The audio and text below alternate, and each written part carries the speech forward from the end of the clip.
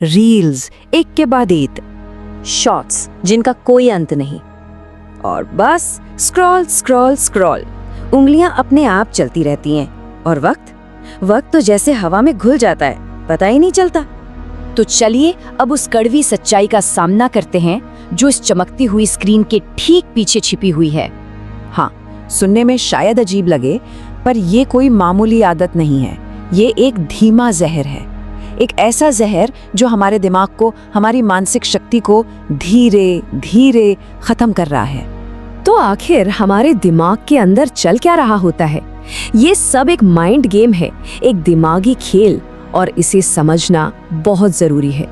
देखिए, जब भी कोई स्क्रॉल करता है तो दिमाग में एक केमिकल रिलीज होता है, डोपामीन, और इन छोटे छोटे वीडियोज से मिलने वाला इंस्टेंट मजा एक नशे की तरह है। दिमाग इसका आदी हो जाता है और बार बार इसे मांगता है, और ये जो साइकिल बन जाता है ना, यही हमें असली मतलब के कामों से दूर खींच लेता है। वो काम जिनमें मेहनत लगती है, जिनमें सोचना पड़ता है, वो सब मुश्किल लगने लगते हैं। और इस आदत की एक कीमत चुकानी पड़ती है, एक ऐसी कीमत जो सीधे सीधे दिखाई नहीं देती पर बहुत भारी होती है।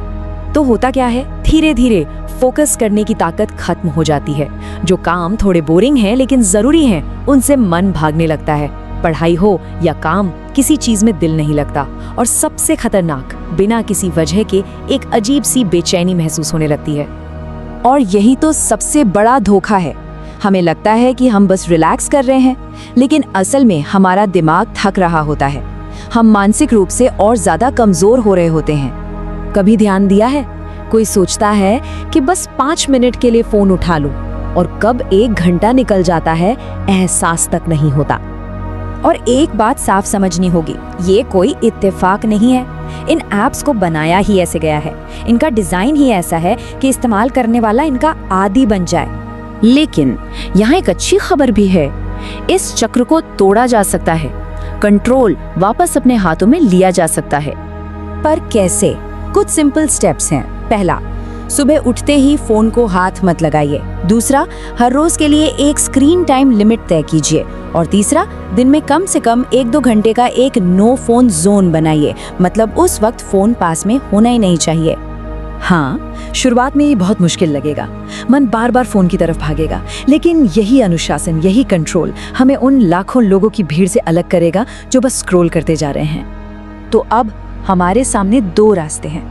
एक रास्ता है जहां एल्गोरिथम ये तय करता है कि हमारा कीमती वक्त और ध्यान कहाँ खर्च होगा, और दूसरा रास्ता है जहां हम खुद ये फैसला करते हैं कि हमारे लिए क्या जरूरी है।